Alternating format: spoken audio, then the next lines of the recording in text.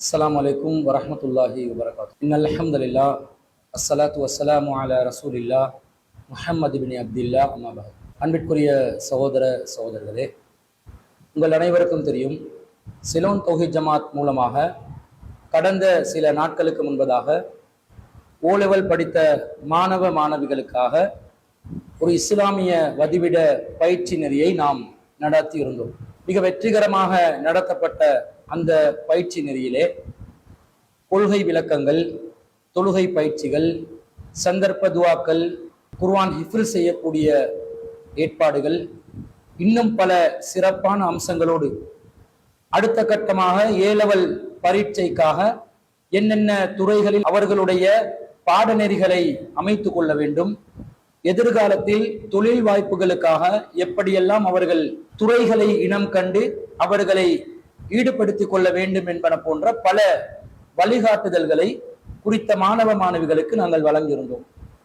ஆன்மீக ரீதியாகவும் உலக கல்வி ரீதியாகவும் மிக சிறப்பான அம்சங்களை கொண்ட அந்த பயிற்சி நெறியிலே கொள்கை சம்பந்தப்பட்ட சில அடிப்படையான விளக்கங்களை நாம் கொடுத்திருந்தோம். அதிலும் குறிப்பாக இஸ்லாத்தின் அடிப்படை மூலாதாரங்கள் என்னவென்பதை பற்றி நாம் பேசியிருந்தோம். அவ்வாறு பேசுகின்ற நேரத்தில் அல் குர்ஆனை நாங்கள் பின்பற்ற வேண்டும், அல் குர்ஆன் பாதுகாக்கப்பட்ட வேதம், அல் குர்ஆன் விளங்குவதற்கு எளிதானது, அல் குர்ஆனை நாங்கள் சரியான முறையில் அணுக வேண்டும், அல் குர்ஆனை நாங்கள் சிந்திக்க வேண்டும், அல் குர்ஆனோடு நம்முடைய வாழ்க்கையை தொடர்பு படுத்தி கொண்டு வாழ வேண்டும் என்ற செய்தியை கூறுவதோடு ஹதீஸ்களை நாங்கள் எப்படி கையாள வேண்டும் என்பதை பற்றி பேசுகின்ற நேரத்தில் ஆதாரபூர்வமான ஹதீஸ்களை தான் நாம் பின்பற்ற வேண்டும். குறிப்பாக அறிவிப்பாளர் வரிசைகளில் நம்பகத்தன்மை, அந்த அறிவிப்பாளர் இடைமுறிவு இல்லாமல் இருக்க வேண்டும் என்பன போன்ற பல ஹதீஸ் துறையிலே நம்பகமான ஒரு ஹதீஸை எவ்வாறு நாம் தீர்மானிக்க வேண்டும் என்பதை பற்றி பேசுகின்ற நேரத்தில் இன்னும் ஒரு மிக முக்கியமான அடிப்படையாக அல் குர்ஆனுடைய அடிப்படையான கருத்துக்களுக்கு, இஸ்லாமிய அடிப்படையான கொள்கைக்கு மாற்றமாக வரக்கூடிய அறிவிப்பாளர் வரிசையில் ஆதாரபூர்வமான செய்திகளாக இருந்தாலும் அந்த செய்திகளை நாங்கள் ஏற்றுக்கொள்ள கூடாது என்பதற்கான குர்ஆனிலிருந்து சில ஆதாரங்களை நாங்கள் முன்வைத்திருந்தோம். சூரத்துன் நூரிலே 24வது அத்தியாயத்தில் 12வது வசனத்தை எடுத்து காட்டி, லவ்லா இது சமயத்துமுஹு லன்னல் முஃமினூன வல் முஃமினாத்து பி அன்ஃபுஸிஹிம் கைரா வகாலு ஹாதா இஃபுக்கும் முபீன்.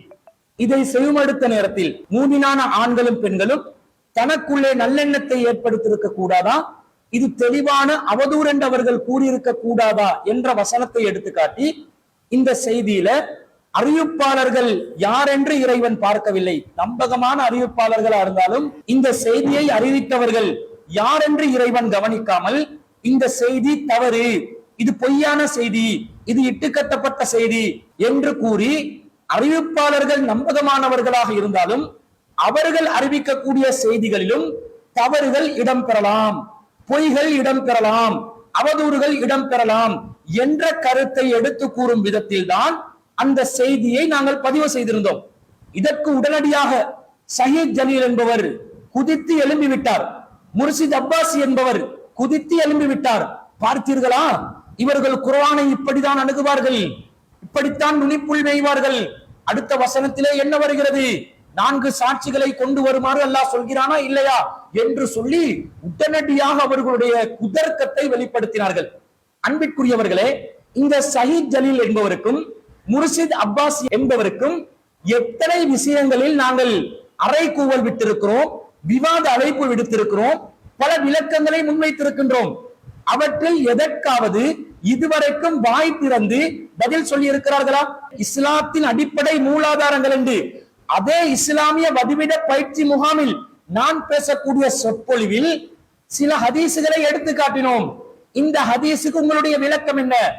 அபூ ஹுரைரா ரலியல்லாஹு அன்ஹு அவர்கள் பெண்களிலும் மிருகங்களிலும் வீடுகளிலும் சகுனம் இருக்கிறது என்று அறிவித்துக் கொண்டிருக்கக்கூடிய நேரத்தில் அன்னை ஆயிஷா சித்திகா ரலியல்லாஹு அன்ஹா அவர்கள் திருக்குர்ஆன் வசனம் ஒன்றை எடுத்து காட்டி, எந்த முசீபத்தாக இருந்தாலும் அல்லாஹ்விடமிருந்து தான் ஏற்படும் என்பதை எடுத்து காட்டி அபூ ஹுரைரா ரலியல்லாஹு அன்ஹு அவர்கள் அறிவிக்கக்கூடிய செய்தியை தவறு என்று சொல்லி மறுத்திருக்கிறார்களே என்று கேட்டோம். அதற்கு ஷஹீத் ஜலீல் அவர்கள் பதில் சொன்னார்களா? முர்ஷித் அப்பாசி அவர்கள் பதில் சொன்னார்களா? இஸ்லாமிய அடிப்படை உசூல் சம்பந்தமாக எத்தனையோ விளக்கங்களை நாங்கள் போட்டிருக்கிறோம். உமைமா பின் நோமான் இப்னு சராஹில் என்பவரை பற்றி நாங்கள் பேசினோம். அல்லாஹ்வின் தூதர் ஒரு பெண்மணியை கடத்தி வந்து காட்டு பங்களாவுக்குள்ளே வைத்து அந்த பெண்ணுடன் தனிமையில் இருப்பதற்கு முயற்சி செய்ததாக ஒரு இட்டுக்கட்டப்பட்ட செய்தி வருகிறது. இதற்கு உங்களுடைய விளக்கம் என்ன என்று கேட்டிருந்தோம். பதில் சொன்னீர்களா? இதே போன்று அல்லாஹ்வின் தூதர் ஸல்லல்லாஹு அலைஹி வஸல்லம் அவர்களுக்கு சூனியம் செய்யப்பட்டதாக இட்டுக்கட்டப்பட்ட செய்திகள் வருகிறது. நபிகள் நாயகம் ஸல்லல்லாஹு அலைஹி வஸல்லம் அவர்கள் கான யுஹையலு இலைஹி பிரம்மையூட்டப்பட்டுக் கொண்டே இருந்தார்கள். செய்யாததை செய்ததாக நினைத்துக் கொண்டே இருந்தார்கள். மனைவிடம் செல்லாமல் சென்றதாக நினைத்துக் கொண்டே இருந்தார்கள் என்று 6 மாத காலம் மனநிலை பாதிக்கப்பட்ட ஒரு நிலையில் இருந்ததாக செய்தியை நாங்கள் ஏற்றுக்கொள்ள கூடாது என்பதற்கு நியாயங்களை எடுத்து கூறினோமே. அதற்கு நீங்கள் பதில் சொன்னீர்களா? இன்னும் பல விஷயங்களை நாங்கள் எடுத்து சொல்லியிருந்தோம். குறைந்தபட்சம் இது சம்பந்தமாக அழகிய முறையிலே கலந்துரையாடுவோம், நட்பு ரீதியாக கலந்துரையாடுவோம். அறிஞர் பிஜே அவர்களுடன் சலஃபுகளில் கிபாருல் உலமாக்களை எல்லாம் அழைத்து வாருங்கள், அவர்களை வைத்து இந்த விவாதத்தை முடித்துக் கொள்வோம். அறிஞர் பிஜே அவர்கள் உயிருடன் இருக்கும் காலகட்டத்திலேயே இந்த விஷயத்திலே நாங்கள் ஒரு முடிவு கொண்டு வர வேண்டும் என்று அன்பாக உங்களுக்கு அழைப்பு விடுத்திருந்தோமே. அதற்கு பதில் சொன்னீர்களா? அல்லது அறிஞர் பிஜே அவர்களுடன் விவாதத்திற்கு முன்வர முடியாவிட்டால் நம்முடனாவது விவாதத்திற்கு வாருங்கள், சிலோன் தௌஹீத் ஜமாத் ஆகிய நாங்கள் உங்களுடன் விவாதத்திற்கு வருகிறோம் என்று உங்களுக்கு நாங்கள் அறைகூவல் விட்டோமே. அதற்கு நீங்கள் பதிலளித்தீர்களா? என்ன பதில் நீங்கள் சொன்னீர்கள்? விவாதிக்க முடியாது, கலந்துரையாட முடியாது, விளக்கம் சொல்ல மாட்டோம், நீங்கள் சொல்லுகின்ற வரிசையில் நாங்கள் விளக்கம் சொல்வதற்கு தயார் இல்லை, உங்களுக்கு பதில் சொல்ல வேண்டிய தேவை எங்களுக்கு இல்லை என்று இப்படி நீங்கள் திசை திரும்பி புறமுதுகு காட்டி ஓடிக்கொண்டுதான் இருந்தீர்கள். ஷஹீத் ஜலீல் அவர்கள் கடந்த ரமலானிலே என்ன சொன்னார்? ரமலான் மாதத்திலே அவர் பேசுகின்ற நேரத்தில், ரமலானுக்கு பிறகு உங்களை சார்ந்தவர்களே வைத்து உங்களுக்கு நாங்கள் விளக்கம் அளிக்க போகிறோம் என்று வாய் சவடால் விட்டாரே. எங்கே விளக்கம்? எங்களை சார்ந்தவர்கள் என்று எங்களை விட்டு கொள்கையும் தெரியாமல் அடிப்படையும் தெரியாமல் திசை மாறி சென்றவர்களை வைத்து நீங்கள் விளக்கம் சொல்வதாக சொன்னீர்களே, அவர்களுடைய விளக்கங்கள் தான் என்ன? அந்த விளக்கங்கள் எங்கே? ஒன்றுமே வரவில்லை. இது ஒண்ணுமே இல்லாம உடனடியாக இந்த வசனத்துக்கு விளக்கம் சொல்ற பேர்ல குதித்து வந்து விட்டீர்களே, கொந்தளிச்சு எழுப்பி விட்டீர்களே. அப்படி நீங்கள் வந்த விஷயத்துல சொன்ன விளக்கமாவது நியாயமான ஒரு விளக்கமா இருந்துச்சா? இல்லை. என்ன நீங்கள் சொல்கிறீர்கள்? நீங்கள் சொல்லக்கூடிய நிலைப்பாட்டுக்கு இந்த வசனத்திலே எந்த ஒரு ஆதாரமும் இல்லை என்று சொல்கிறீர்கள். ஏன் இப்படி நீங்கள் சொல்கிறீர்கள் தெரியுமா? உங்களுக்கு திருக்குர்ஆனுடைய விஷயத்திலே போதிய அறிவில்லை, ஹதீஸை எப்படி அணுக வேண்டும் என்பதில் போதிய அறிவில்லை, சரியான முறையில் குர்ஆன் ஹதீஸை அணுக வேண்டிய விளக்கம் தெளிவு உங்களை சார்ந்தவர்களிடம் இல்லை. அதனால் தான் உடனடியாக ஒருதலை பட்சமாக ஷஹீத் ஜலீல் என்பவர் ஒன் சைடாகவே பார்த்து உங்களுடைய விளக்கங்களை சொல்லிக் கொண்டிருக்கிறீர்கள். சஹீஹான சனதோடு வரக்கூடிய ஒரு செய்தியை மறுப்பதற்கு ஏதாவது பேசணும் என்பதற்காக, நியாயப்படுத்துவதற்காக ஆயிஷா ரலியல்லாஹு அன்ஹா அவர்களுடைய வாழ்க்கையில நடந்த அவர்களுடைய அந்த அவதூறு பரப்பிய சம்பவத்தை சொல்லி எப்படி பேசுகிறார் என்றா, ஆயிஷா ரலியல்லாஹு அன்ஹா மேல அவதூறு பரப்பிட்டாங்க, சஹாபாக்களும் சேர்ந்து தான் அந்த அவதூறை சேர்ந்து பரப்புறாங்க. அல்லாஹ் இதை எப்படி கண்டிக்கிறான் தெரியுமா? 24வது அத்தியாயம் 12வது வசனத்துல அல்லாஹ் வந்து குர்ஆன்ல சொல்றான், இவர்கள் வந்து இந்த மாதிரி அவதூறு இது பரப்புற நேரத்தில் முஃமின்கள் இது வந்து ஒரு அவதூறு வீண் பழி என்று நல்லெண்ணம் வைத்திருக்க கூடாதா அப்படின்னு அல்லாஹ் கேட்கிறார். அப்ப இந்த நல்லெண்ணம் வைத்திருக்க கூடாதா என்ற ஒரு வார்த்தையை புடிச்சு கொண்டு எப்படி விளக்கம் கொடுக்கிறார் என்றா, சஹாபாக்கள் தானே பரப்பினார்கள், அல்லாஹ் என்ன சொல்றான், நீங்க யாரு பரப்புறாங்க என்றெல்லாம் பார்க்க கூடாது, சொல்றாக்கள் யார் என்றெல்லாம் பார்க்க கூடாது, சஹாபாக்கள் சொன்னாலும் யாரு சொன்னாலும் அறிவிப்பாளரே தேவையில்லை. ஆயிஷா ரலியல்லாஹு அன்ஹா மீது ஒரு வீண் பழி சுமத்தப்பட்டதுண்டா, யார் மீது அந்த ஆளைத்தான் பார்க்கணும். எந்த ஆள் மீது பழி சுமத்தப்படுதோ, எந்த ஆளை பத்தி சொல்லப்படுதோ, இவங்க உம்மஹாத்துல் முஃமினீன், இவங்க இப்படி செஞ்சே இருக்க மாட்டாங்க, இவங்க செய்ய வாய்ப்பே இல்லைன்னு நீங்க மறுக்கணும் தானே. இதே மாதிரி தான் நாமளும் என்ன செய்யறோம், ஹதீஸ்களை மறுக்கிறோம், அறிவிப்பாளரை பார்க்காம என்ற மாறி கொண்டு வர. இந்த வசனத்தை வைத்து செய்தியை கவனிக்க வேண்டும். அறிவிப்பாளர் நம்பகமானவர்களாக இருந்தாலும் அவர்களிடமிருந்து அறிவிக்கப்படக்கூடிய செய்திகளில் தவறுகள் நிகழலாம் என்று நாங்கள் சொன்னோமே, அதற்கு என்ன அடிப்படை? அன்னை ஆயிஷா சித்திகா ரலியல்லாஹு அன்ஹா அவர்களுக்கு அவதூறு சொல்லப்பட்ட சம்பவம் ஒரு சாதாரண சம்பவமா? சஃப்வான் இப்னு முஅத்தல் என்ற நபி தோழருடன் பனு முஸ்தலிக் போரின் போது தனிமையாக பயணித்து அன்னை ஆயிஷா ரலியல்லாஹு அன்ஹா அவர்கள் மதீனாவை நோக்கி வந்ததையொட்டி யூதர்கள், குறிப்பாக அப்துல்லா இப்னு உபை இப்னு சலூல் என்பவன் கடுமையான ஒரு அவதூறை பரப்பினான். அந்த அவதூறை பரப்பிய நேரத்தில் யூதர்களுடன் சேர்ந்து இந்த அவதூறுக்கு முட்டுக்கட்டையாக இருந்து அவதூறை பரப்பியவர்களில் முக்கியமான 2 நபித்தோழர்களும் ஒரு நபித்தோழியும் இருந்தார்கள். யார் அவர்கள்? மிஸ்தாஹ் இப்னு உஸாஸா ரலியல்லாஹு அன்ஹு அவர்கள், அஸ்தான் பின் தாபித் ரலியல்லாஹு அன்ஹு அவர்கள், அம்னா பின் ஜஹஸ் ரலியல்லாஹு அன்ஹு அவர்கள். இவர்கள் எல்லாம் சாதாரணமானவர்களா? அம்னா பின் ஜஹஸ் ரலியல்லாஹு அன்ஹு அவர்கள் என்றால் யார்? அவர்கள் நபிகள் நாயகம் ஸல்லல்லாஹு அலைஹி வஸல்லம் அவர்களுடைய உம்மஹாத்துல் மூமினீனான ஸைனப் பின் ஜஹஸ் ரலியல்லாஹு அன்ஹா அவர்களுடைய சகோதரி. அந்த அம்னா பின் ஜஹஸ் ரலியல்லாஹு அன்ஹா அவர்கள் இந்த செய்தியை பரப்பினார்களா இல்லையா?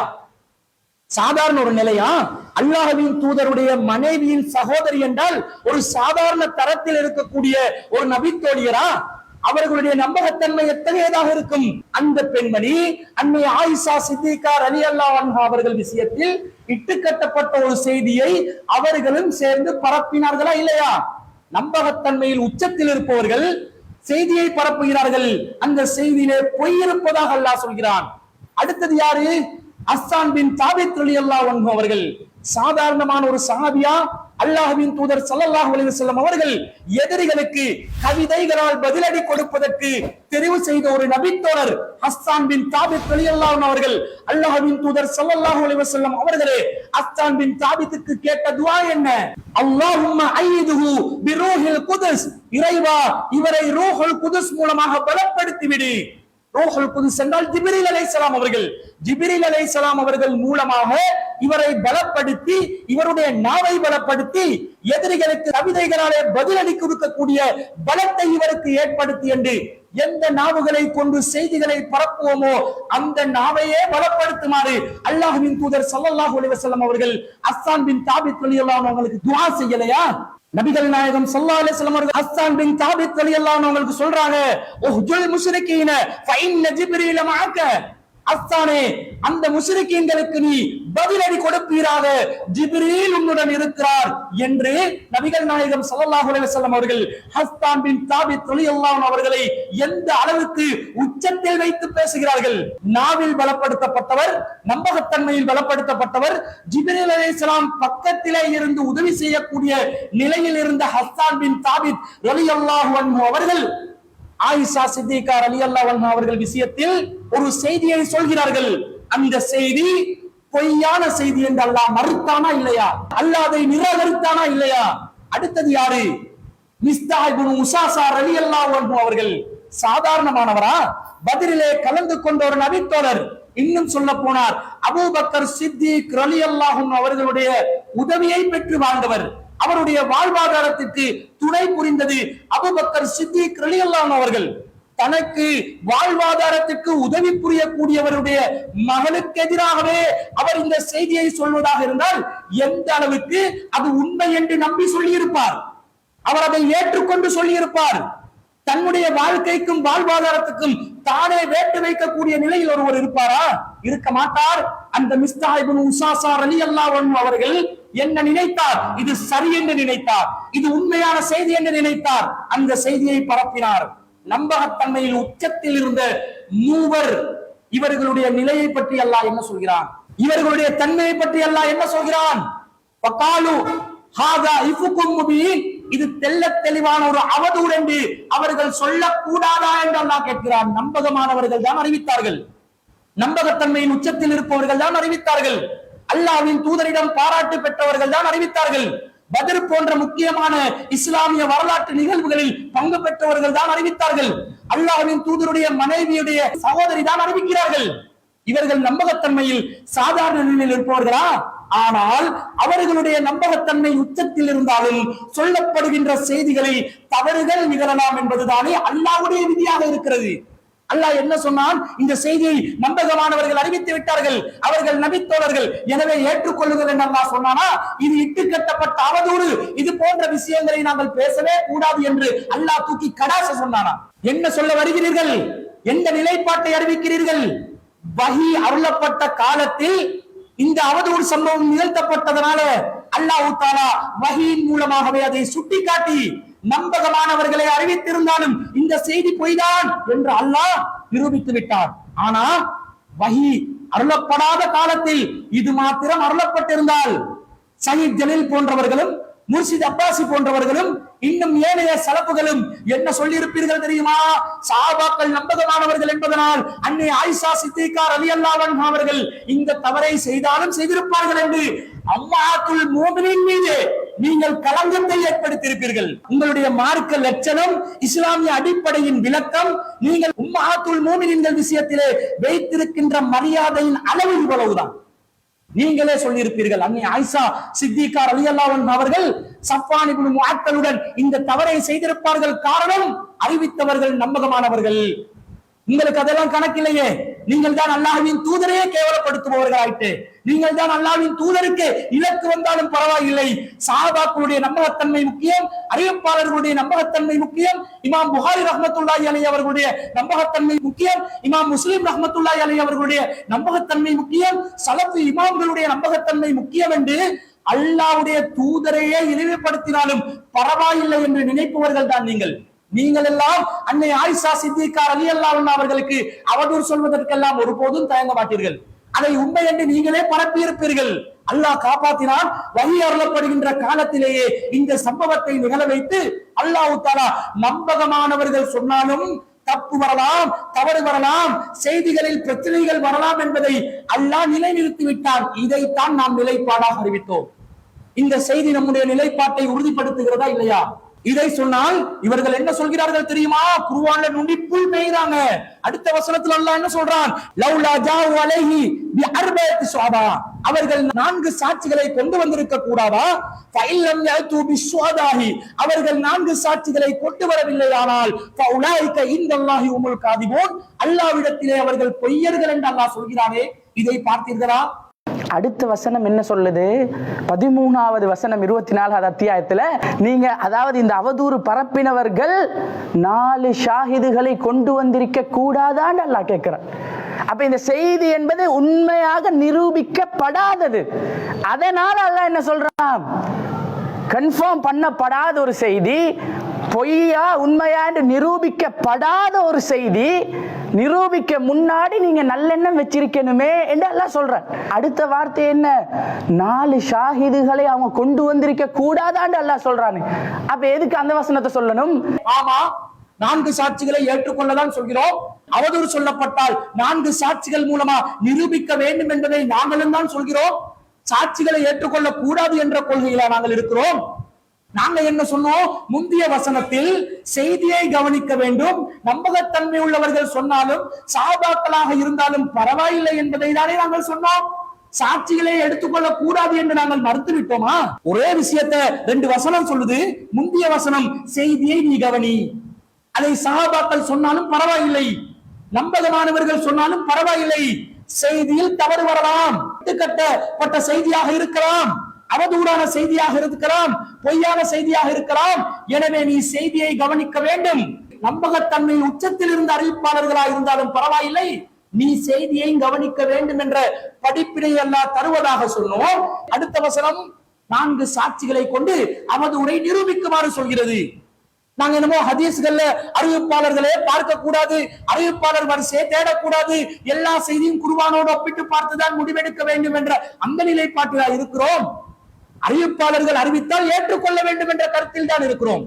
அறிவிப்பாளர்கள் சொல்வதை நாங்கள் அவர்களுடைய நம்பகத்தன்மையை ஆராய்ந்து ஒரு செய்தியை ஏற்றுக்கொள்ளலாம் என்ற நிலைப்பாட்டில் தான் இருக்கிறோம். சஹீஹ் புகாரியில் வரக்கூடிய பெரும்பாலான ஹதீஸ்களை நாங்கள் ஏற்றுக்கொள்கிறோமா இல்லையா? அதை நாங்கள் மறுக்கவில்லையே. என்ன சொல்கிறோம்? ஒரு சில விரல் விட்டு எண்ணக்கூடிய செய்திகள் வரலாம், அல் குர்ஆனுடைய அடிப்படையான கருத்துக்களுக்கு முரணாக இருக்கலாம், இஸ்லாமிய அடிப்படை சிந்தனைகளுக்கு மாற்றமாக இருக்கலாம், அல்லாஹ்வின் தூதரை இழிவுபடுத்துவதாக இருக்கலாம். அப்படி இருந்தால் அந்த செய்திகளை குர்ஆனுடைய நம்பகத்தன்மையை வைத்து உரசி பார்த்து அந்த செய்திகளை நிராகரிக்க வேண்டும் என்று சொன்னோமே தவிர உள்ள எல்லா சஹீஹான ஹதீஸ்களை நிராகரிக்க சொன்னோமா? நீங்கள் இப்படிதான் செய்திருப்பீர்கள். உங்களுடைய வேலையில் தான், உங்களுடைய வக்கிர புத்தியில் தான். இது அவதூறு சொல்லப்பட்ட சம்பவத்திலே 3 பேர் அவதூறு சொன்னதற்காக அடி வாங்கினார்கள், தண்டனையை பெற்றுக் கொண்டார்கள் என்று நாங்கள் சொல்கிறோமே. எதனால் சொல்கிறோம்?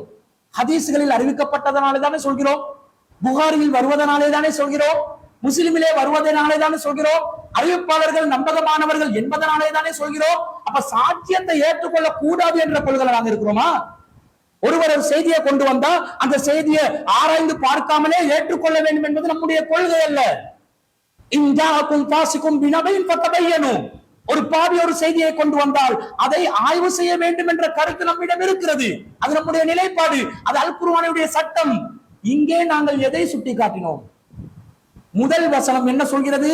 நம்பகமானவர்கள் அறிவித்தாரும் செய்தியை கவனி. செய்தியில் பொய் வரலாம், அது இட்டுக்கட்டப்பட்டதாக இருக்கலாம், அது அவதூறாக இருக்கலாம். அடுத்த வசனம் என்ன சொல்கிறது? அறிவிப்பாளர்கள் சாட்சியாளர்கள் யார் என்பதையும் கவனி. இந்த ரெண்டும் நம்முடைய நிலைப்பாடு. நீங்க தான் ஒருதலை பட்சமாக இருக்கிறீர்கள். சயீத் ஜலீல் என்பவர் ஒன் சைடாக இருக்கிறார். நீங்க ஒன் சைடு எடுக்காதீங்க, ரெண்டு சைடையும் எடுங்கன்றோம். ரெண்டு சைடையும் நம்முடைய நிலைப்பாட்டை இரண்டு பக்கத்திலும் இருந்து நிரூபிக்க கூடியதாக இந்த விஷயம் இருக்கிறதா இல்லையா? இதுக்கு பதில் சொல்லுவீங்களா? உங்களால் சொல்ல முடியுமா? அடுத்ததாக அவர் என்ன சொல்கிறார் தெரியுமா? மிஸ்தஹ் ரலியல்லாஹு அன்ஹு அவர்கள் இந்த செய்தியை சொன்னார்கள், அவதூறை பரப்பினார்கள்.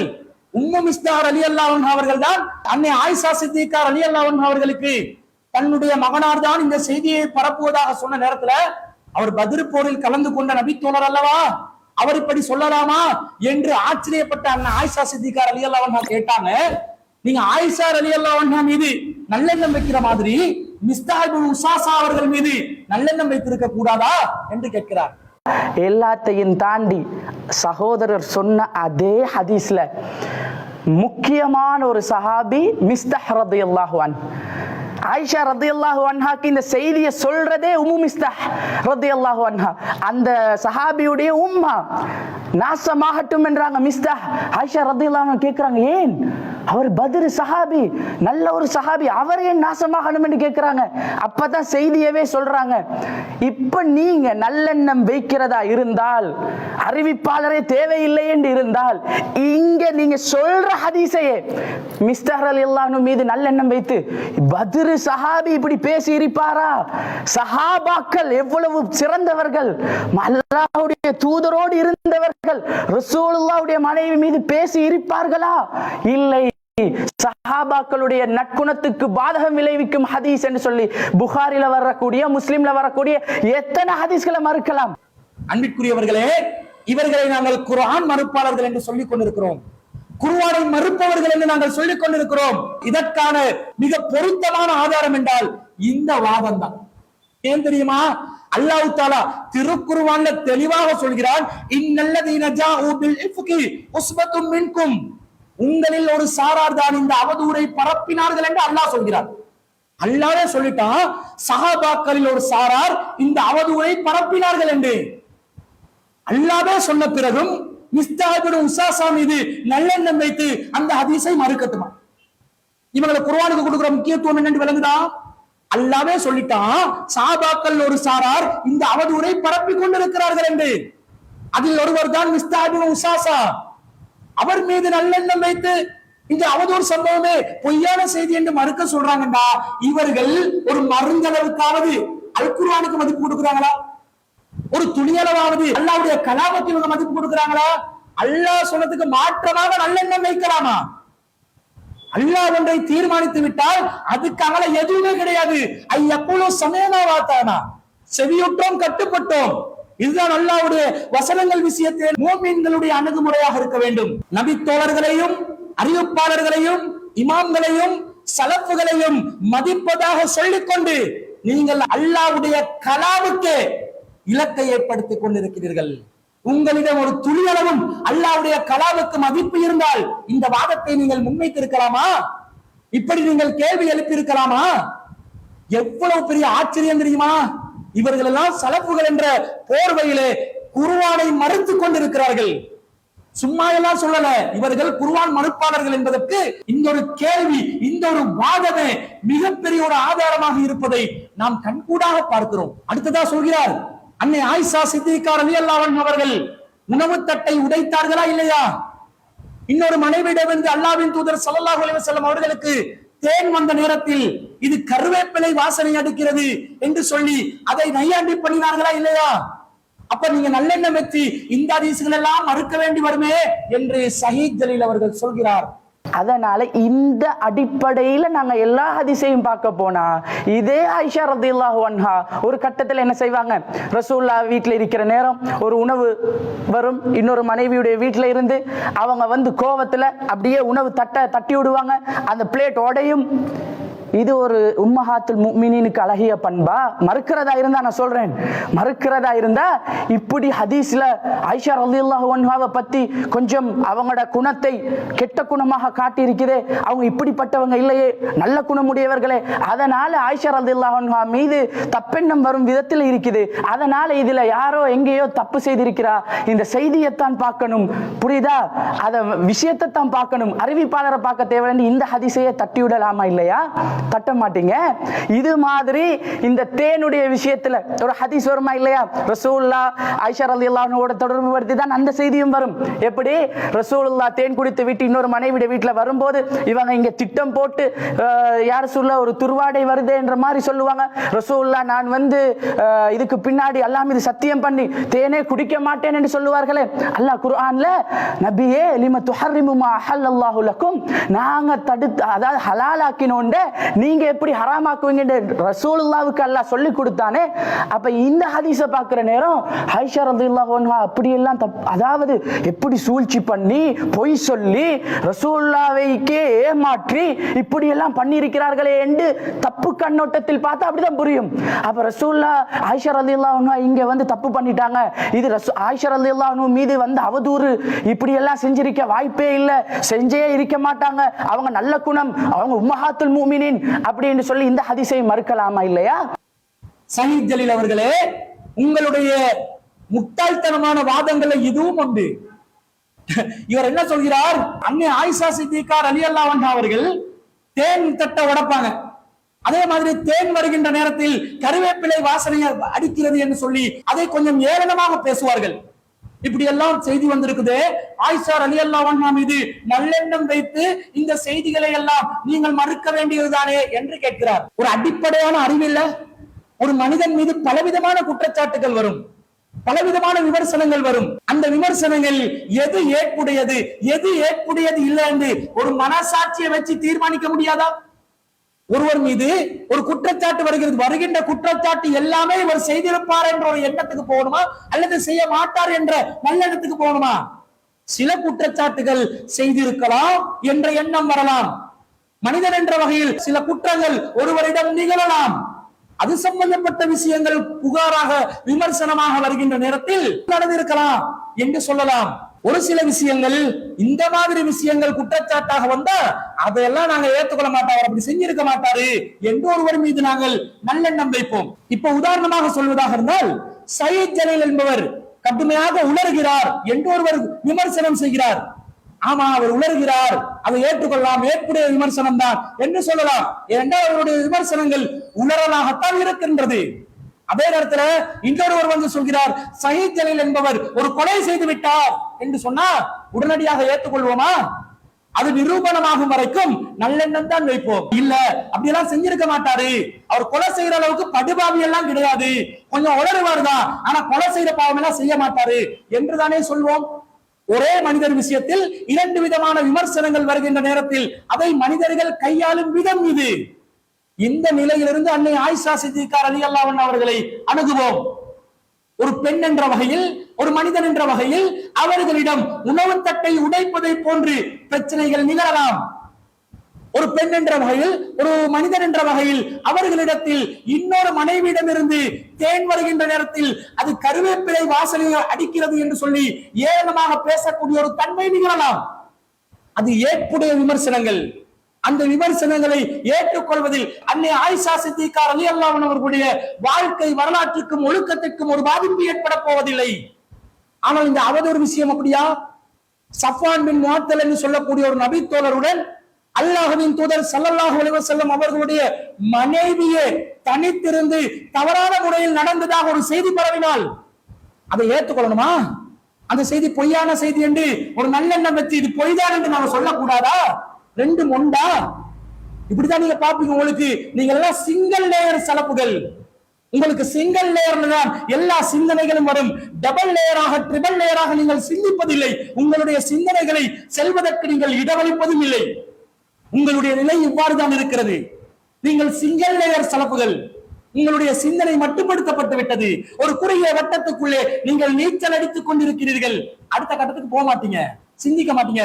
மூளை மழுகப்பட்டு விட்டது. காய்ந்த மண்டைகளுடன் உங்களுடைய மண்டைகளும் சிந்தனைகளும் முடங்கி விட்டன.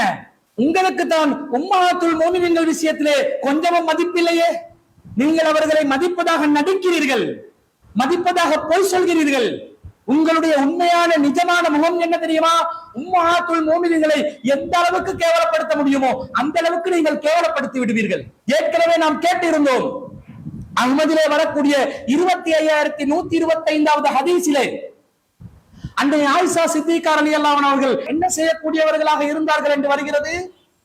கானத் ஆயிஷத்து தஅமுரு அஹவாத்திஹா வ பனாத்தி அஹவாத்திஹா அன் யுர்லஅன மன் அஹப்பத் ஆயிஷத்து அன் யராஹா வ யதுகுல அலைஹா. தன்னை யாரு வீட்டுக்குள்ளே நுழைந்து சந்திக்க வேண்டும் என்று அன்னை ஆயிஷா சித்திகா ரலியல்லாஹு அன்ஹா அவர்கள் விரும்புவார்களோ அத்தகையவர்களுக்கு அவர்கள் கட்டளையிடுவார்களாம். என்ன கட்டளையிடுவார்கள்?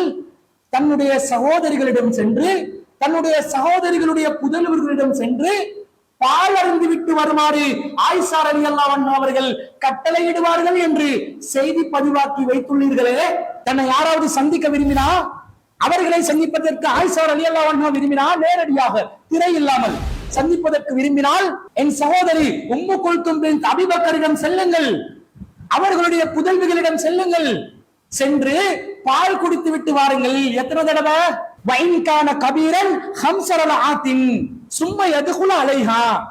நீங்க பெரியாக்களா இருந்தா அங்கேயோட போயிட்டு பால் குடிச்சிட்டு எங்களை வந்து சந்திங்க, திரை இல்லாமல் சந்திக்கலாம் என்று ஆயிஷா ரலியல்லாஹு அன்ஹா அவர்கள் சொல்லக்கூடியவர்களாக இருந்தார்கள் என்று அறிவிப்பாளர்கள் நம்பகமான ஒரே காரணத்துக்காக இந்த செய்தியை ஏற்றுக்கொண்டிருக்கக்கூடிய ஷஹீத் ஜலீல் போன்றவர்கள், முர்ஷித் அப்பாசி போன்றவர்கள், சலப்புகள், நீங்கள் என்ன சொல்வீர்கள்? அறிவிப்பாளர்கள் நம்பகத்தன்மை வைக்கணும், அறிவிப்பாளர்கள் நல்லவங்களா இருக்கணும் என்ற ஒரே காரணத்துக்காக உம்மஹாத்துல் மோமினீன்களை கேவலப்படுத்தினாலும் பரவாயில்லை, ரசூல் ஸல்லல்லாஹு அலைஹி வஸல்லம் காலத்துல வாழ்ந்த சஹாபிய பெண்களை கேவலப்படுத்தினாலும் பரவாயில்லை என்று சொல்லி செய்திகளை ஏற்கக்கூடியவர்கள் நீங்கள். உங்களுக்கு உம்மஹாத்துல் மோமினீன் விஷயத்துல எல்லாம் ஒரு நல்லெண்ணம் வராது. அன்னை ஆயிஷா ரலியல்லாஹு அன்ஹா அவர்கள் உணவு தட்டை உடைச்சாங்களா இல்லையா? அதை நீங்க மறுக்கணும். அன்னை ஆயிஷா ரலியல்லாஹு அன்ஹா அவர்கள் தேன கருவேப்பிலை வாசனை என்று விமர்சித்தார்களா இல்லையா? அதை நீங்க மறுக்கணும். அதை நீங்கள் ஏற்றுக்கொண்டுதானே இருக்கிறீர்கள். அதாவது அன்னை ஆயிஷா சித்திகா ரலியல்லாஹு அன்ஹா அவர்கள் விஷயத்துல நல்லெண்ணெய் வச்சு நீங்க உணவு தட்டை உடைத்த ஹதீஸை மறுக்கவில்லை தானே? தேனை கருவேப்பிலை வாசனை என்று அவர்கள் விமர்சனம் செய்த செய்தியை மறுக்கவில்லை தானே? அதே போன்று நல்லெண்ணம் வைத்து இந்த அவதூறு செய்தியை நாங்க மறுத்தது தப்பென்று சொல்ல வர்றீங்களா? என்ன சொல்ல வர்றீங்க? ஆயிஷா ரலியல்லாஹு அன்ஹா அவர்கள் மீது நல்லெண்ணம் வைத்து இந்த செய்தி தவறுதான், இது பொய்யான செய்திதான், இது இட்டுக்கட்டப்பட்ட செய்திதான் என்று அல்லாஹ் சொல்கிறானே, அப்படிதான் ஒவ்வொரு மூமினும் உம்மஹாத்துல் மோமினீன் விஷயத்துல நல்லெண்ணம் வைக்கணும் என்று நாம் சொல்லும் பொழுது நீங்க நல்லெண்ணம் வச்சு உணவு தட்டை மறுத்தீங்களா? உணவு தட்டு உடைத்ததை மறுத்தீர்களா? நல்லெண்ணம் வைத்து தேன கருவேப்பிலை வாசனம் என்று சொன்னதை மறுத்தீங்களா? இல்லதானே. அப்ப இதை மட்டும் ஏன் மறுக்கிறீங்க என்று சொல்ல வருகிறீர்களா? உங்களோட பூனை எங்க வெளியே பாயுது விளங்குதா? எங்க மக்களை திசை திருப்புறீங்க விளங்குதா? ஒரு சில மனிதர்கள் மீது கொண்ட மோகம், கண்மூடித்தனமாக அவர்கள் பின்பற்ற தக்லீதுடைய நிலை, இதை வச்சு உம்மஹாத்துல் மோமினீன்களை கேவலப்படுத்துற ஒரு வடிகட்டிய வழிகேட்டில் நீங்கள் இருக்கிறீர்கள். அல்லாஹ்வின் தூதரை கேவலப்படுத்துற ஒரு வடிகட்டிய வழிகேட்டில் நீங்கள் இருக்கிறீர்கள். சிந்தியுங்கள். மனிதர் என்ற வகையில் தவறு வரக்கூடியது யாருக்கும் வரும். அல்லாஹ்வின் தூதர் ஸல்லல்லாஹு அலைஹி வஸல்லம் அவர்களுக்கே வந்திருக்கிறது. ஒரு கூடர் வந்ததற்காக முகத்தை கடுகடுத்துக் கொண்டார் அல்லாஹ்வின் தூதர் ஸல்லல்லாஹு அலைஹி வஸல்லம் அவர்கள். அபஸவத்தவல்லா அன்ஜாஉல் அமா வமா யுத்ரிகல் அல்லஹு யஸக்கா அவ் யதக்கரு ஃபதன்ஃபு திக்ரான். அல்லாஹ் வரிசையில வசனங்களை இறக்கி அல்லாஹ்வின் தூதருடைய மனிதர் என்ற வகையில் நடக்கக்கூடிய அந்த தவறை கண்டித்தார். அல்லாஹ்வின் தூதருக்கே இது போன்ற நிகழ்வு ஏற்படும் என்றால் ஆயிஷா ரலியல்லாஹு அன்ஹா அவர்களுக்கு மனிதன் என்ற வகையில் உணவு தட்டை உடைக்கும் நிலை ஏற்படலாம். அதனால் அதை நாங்கள் மறுக்க வேண்டிய எந்த தேவையும் நமக்கு இல்லை. மூளையை கலட்டி வச்சுட்டு சிந்திக்க கூடாது. மூளையை ஆஃப் பண்ணிட்டு மைக் ஆன் பண்ண கூடாது. மண்டைக்கும் மூளைக்கும் சம்பந்தத்துடன் நீங்கள் பேச வேண்டும்.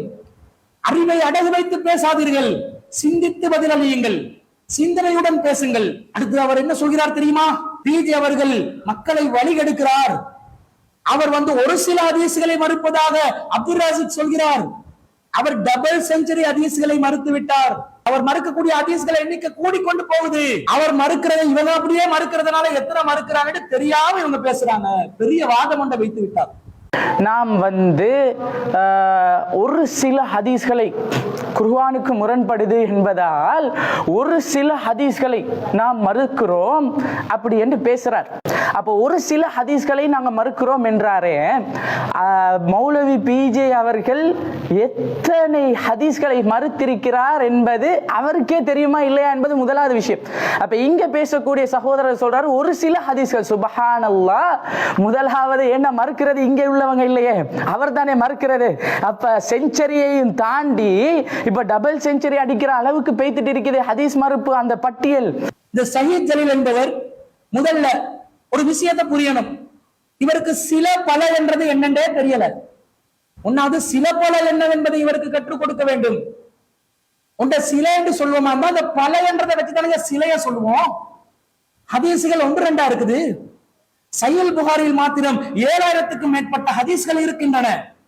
ஏனைய ஹதீஸ் கிரந்தங்களை எல்லாம் பார்க்கின்ற நேரத்தில் லட்சக்கணக்கான ஹதீஸ்கள் இருக்கின்றன.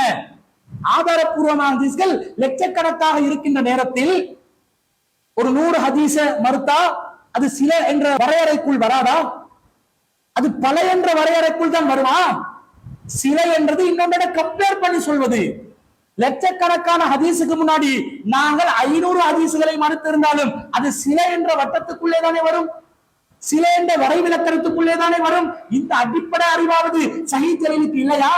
சிலதை மறுத்து விட்டார் என்று சொன்ன உடனே இல்ல அவர் டபுள் செஞ்சுரிக்கு போயிட்டாரு. ஏன் 200 வந்தா அது சிலதுக்குள்ள வராதா? ஏன் 500 வரட்டுமே, அது சிலது என்றதுக்குள்ள வராதா? சில பல என்பது கம்பேர் பண்ணி பார்க்கிற ஒரு விஷயம். லட்சக்கணக்கான ஹதீஸ்களுக்கு முன்னாடி 500 1000 வந்தாலும் அது சிலை என்றுதான் வரும். இன்று நாங்கள் ஒரு ஹதீஸை ஏற்றுக்கொண்டிருக்கிறோம்.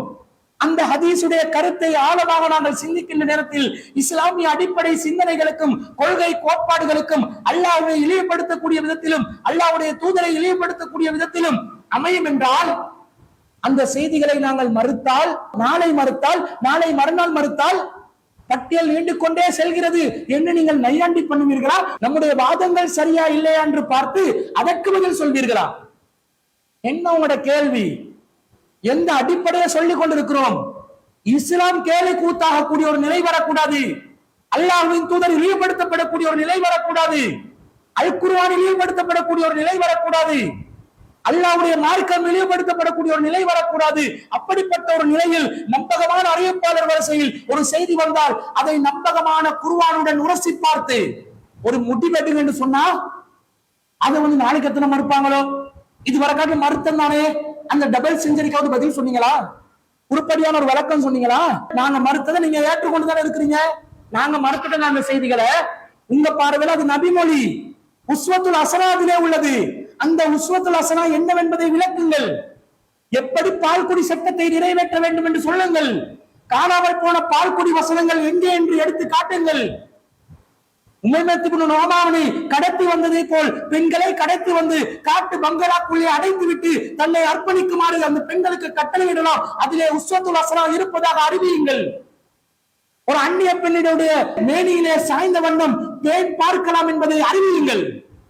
அறிவிப்பீர்களா? அந்த உஸ்வத்துல் ஹஸனாவை நீங்க சொல்லுங்க. ஏற்றுக்கொண்ட நீங்க நடைமுறைப்படுத்த வேண்டும். நடைமுறைப்படுத்துறீங்களா? உங்களுக்கே தடுமாற்றம் இருக்குது. என்னமோ குழப்படியாதான் இருக்குது. அவங்க வெளிப்படையா இல்லைன்றாங்க. நாங்க ஏற்றுக்கொண்டதாக பொய்யாக சொல்லி நடைமுறைப்படுத்தாம பெண்டிங் வச்சிருக்கிறோம், நிலுவையில் வைத்திருக்கிறோம், நிறுத்தி வைத்திருக்கிறோம். உங்களிடம் இருப்பது நடிப்பு, நம்மிடம் இருப்பது கொள்கை தெளிவு. அதனால் நாங்கள் பகிரங்க மன்றங்களிலே அதை முன்வைக்கின்றோம். பிஜே நேர்வழிக்கு வர வேண்டும் என்று நாங்கள் துஆ செய்கிறோம். நல்லதான். அன்பு சகோதர சகோதரிகளை, முதலாவதாக நாம் புரிய வேண்டிய விஷயம் என்னன்னா, மௌலவி பிஜே அவர்கள் அல்லாஹ் அவருக்கு நேர்வழி காட்ட வேண்டும். நாம் அவர் மீது எந்த கோபத்திலோ காழ்ப்புணர்ப்பிலோ பேசவில்லை. மக்களை அவர் வழிகெட்ட பாதையில் என்ன செய்கிறார், அழைக்கிறார் என்பதால் அதிலிருந்து மக்களை காப்பாற்றி அல்லாஹ் மௌலவி பிஜே அவர்களுக்கும் நேர்வழியை காட்ட வேண்டும் என்ற ஒரு நல்ல நோக்கத்தில் இதை நாங்கள் பேசுறோம். துஆ கேட்கறது நல்லதுதானங்க. யாரா இருந்தாலும் நேர்வழிக்கு வர வேண்டும், அவர்களுக்காக துஆ செய்ய வேண்டும், துஆ செய்யுங்கள்.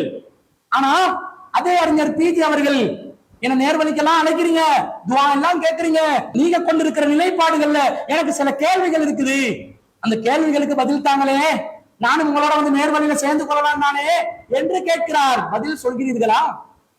பின்னங்கள் பிடிவில் படுவதற்கு ஓடி ஒளிந்து நையாண்டி பண்ணி திசை திருப்பி மக்களை குழப்பி நீங்கள் மரண மௌனத்தில் இருக்கிறீர்கள். உங்களுடைய மௌனத்துக்கு எல்லை இல்லாமல் இருக்கிறது. இதுல இருந்து கொண்டு பிஜேக்கு நேர்வழிக்காக துஆ கேட்கிறாரா? அவர் நேரடியா வந்து பேசுங்கன்றாரு. நான் கொண்ட நிலைப்பாடு சரி என்கிறார், உங்களுடைய நிலைப்பாடு தவறு என்கிறார்.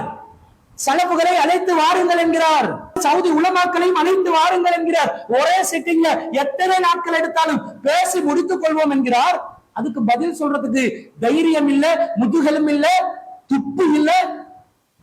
உங்களோட பதில் என்ன? பிஜேக்கு நேர்வழிக்கு துஆ கேட்கிறோம். நியாயம் இருக்குதா இந்த துஆல? நீங்க சொல்ற இந்த கேட்கிற இந்த துஆல ஏதாவது நியாயம் இருக்குதா? நீங்க ஆசைப்பட்டா மட்டும் சரி வராது, அதுக்காக முயற்சி செய்யணும். களத்துக்கு வாங்க, நாங்க உங்களை நேரடியாக களத்தில் அழைக்கின்றோம். நீங்க பின்வாங்கி ஓடுறீங்க. உங்க மக்கள் எல்லாம் ஆச்சரியத்தில் இருக்கிறாங்க. நம்ம மிகப்பெரிய ஆளுங்கள் என்று நினைத்துக் கொண்டிருப்பவர்கள் எல்லாம் என்ன பேச்சு பேசிக் கொண்டிருக்கிறாங்க, என்ன மாதிரி ஓடுறாங்க. இவங்களை மாத்திரம் ஒலிம்பிக் ரன்ல விட்டா இவங்க கோல்ட் மெடல்ல எடுத்து வருவாங்க, பின்வாங்கி ஓடுறதுல நம்பர் 1 இருக்கிறாங்களே என்று உங்களை நையாண்டி பண்ணி கொண்டிருக்கிறார்கள். ஒருவர் விவாதத்திற்கு அழைக்கிறார், சத்தியத்தை நிலைநாட்டுவதற்கு தயார் என்கிறார். அதற்கு என்னென்னவோ காரணம் கண்டுபிடிச்சு முடியாது, எங்களை கூப்பிடாதீங்க, நாங்க வரவே மாட்டோம் என்று சொல்லிக் கொண்டு இருக்கக்கூடிய நீங்க நேர்வழிக்கு துஆ கேட்கிறீர்களா? எந்த நியாயமும் இல்லை. மனசாட்சிப்படி பேசுங்க, சரியானதை பேசுங்க, உண்மையை மட்டும் பேசுங்க. அடுத்ததாக முர்ஷித் அப்பாஸ் என்பவர், அவர்கிட்ட எத்தனையோ கேள்வி நாங்க கேட்டோம். எதுக்காவது வாய் திறந்து பதில் சொல்றாரா? உண்மையிலே இந்த சலப்பு ஆளுங்கள்ல முர்ஷித் அப்பாசி வந்து பேசுவாரு என்று எதிர்பார்த்து கொண்டு இருந்தோம். அவர் என்ன சொல்றாரு? அவர் நாங்க கேட்ட கேள்வி எதுவுமே கேட்காத ஒரு செவிடன் மாதிரி இருந்து எதுக்குமே பதில் சொல்லாம ஓடி வந்து அன்னை ஆயிஷா ரலியல்லாஹு அன்ஹா அவர்கள் மீது நீங்கள் நல்லெண்ணம் வைப்பதை போன்று சஹாபாக்கள் விஷயத்தில் நல்லெண்ணம் வையுங்கள், இமாம்கள் விஷயத்தில் நல்லெண்ணம் வையுங்கள், அறிவிப்பாளர்கள் விஷயத்திலே நல்லெண்ணம் வையுங்கள் என்று வீடியோ பூரா ஒப்பாரி வைத்துக் கொண்டிருக்கிறார். ஆயிஷா ரலியல்லாஹு அன்ஹா அவர்கள் மீது படுதூறு சொன்னதுல நபித்தோழர்கள் சம்பந்தப்பட்டாங்க. அல்லாஹ் என்ன கேட்டான்? நீங்க வந்து அந்த அந்த ஆயிஷா நாயகியை பற்றி நல்லெண்ணம் வைத்திருக்க கூடாதா? அப்படித்தானே அல்லாஹ் கேட்டான். இதை வச்சு நீங்க என்ன முடிவெடுக்கிறீங்க? ஆயிஷா நாயகியின் விடயத்தில் ஒரு சஹாபி சொல்வதை கூட அல்லாஹ் ஏற்றுக்கொள்ளவில்லை. நீங்க சிந்திச்சு பார்க்க வானம்டாதான் அல்லாஹ் கேட்டான்னு சொல்றீங்களே, நீங்க இதை கொஞ்சம் பிரட்டி சிந்திச்சு பாருங்களேன். ஆயிஷா நாயகியோட விஷயத்துல நல்ல முறையில சிந்திங்கன்னு தானே அல்லாஹ் சொல்றான். அவங்களோட விஷயத்துல தப்பா சிந்திக்காதீங்கன்னு தானே அல்லாஹ் சொல்றான். இது அப்படியே ஹதீஸ் கலை அறிஞர்களோட விஷயத்துல கொண்டு வந்து வைங்களேன்.